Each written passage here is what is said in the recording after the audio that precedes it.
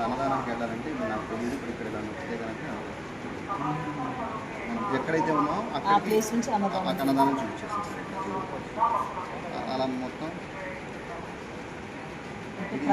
ఇదే కాకుండా మనకి ట్రైబల్ మ్యూజియం అబ్యాన్ చేసుకొని పాపికొండలు శ్రీరామ నెక్స్ట్ ఇలా మొత్తం అంత క్షేత్రమహత్యం మాకున్న టెంపుల్స్ ఉన్నాయి. ఆ సింపుల్ టెంపుల్స్ అండి ఇలా మొత్తంగానే మ్యాప్ దాన్ని తీసుకెళ్ళిపోతుంది. జస్ట్ ఇక్కడ నెక్స్ట్ ఏంటంటే ఇన్ఫర్మేషన్ కూడా వస్తుంది సార్. దేవస్థానం స్తోత్రాలు నెక్స్ట్ 3 లాంగ్వేజ్ కూడా హిందీ ఇప్పుడు వస్తే ఇంగ్లీష్లో తెలుగు హిందీలో కూడా తీసుకొస్తాం.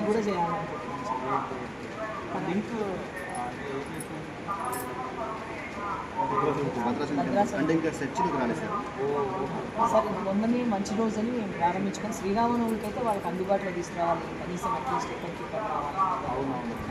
అదే ఆ లింక్ ఏపీకే ఫైల్ లేదు సార్. ఆల్రెడీ ప్లే స్టోర్లోకి వచ్చింది సార్. ఆల్రెడీ అయితే సెర్చ్ చేస్తే వెంటనే దొరికేటువంటి అంటే ఎక్కువ డౌన్లోడ్స్ స్టేజ్లోనేమో ఇన్ఫర్మేషన్ ఇస్తున్నాము. నెక్స్ట్ అదే యాప్తోనే ఇప్పుడు వెబ్సైట్లో ఎట్లా బుక్ చేసుకుంటాము, టికెట్లు కానీ పూజలు కానీ అట్లాంటివి మళ్ళీ అందులో పెడతాం సార్. నెక్స్ట్ స్టేజ్ ఒక యూట్యూబ్ ఛానల్ కూడా ఓపెన్ చేస్తాం. కోడ్ కూడా దేని సార్ అంటే ప్రస్తుతం సెర్చ్లు ఎక్కువైతే కనుక వస్తాయి సార్.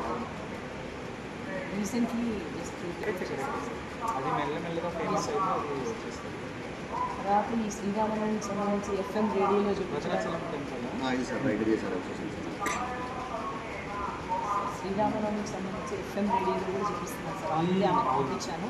తర్వాత మన మనీష్ గారికి కూడా పంపించాను. వాళ్ళ మీడియా ఛానల్లో పెట్టడానికి వీడియో ప్లస్ ఆడియో కూడా పంపించాను సార్. అంటే వైడ్ పబ్లిసిటీ వాళ్ళు ఇక్కడ ఏ కార్టూన్ ఎప్పుడు జరుగుతుందని ఈ యాప్ చాలా బాగా చేశారు సార్.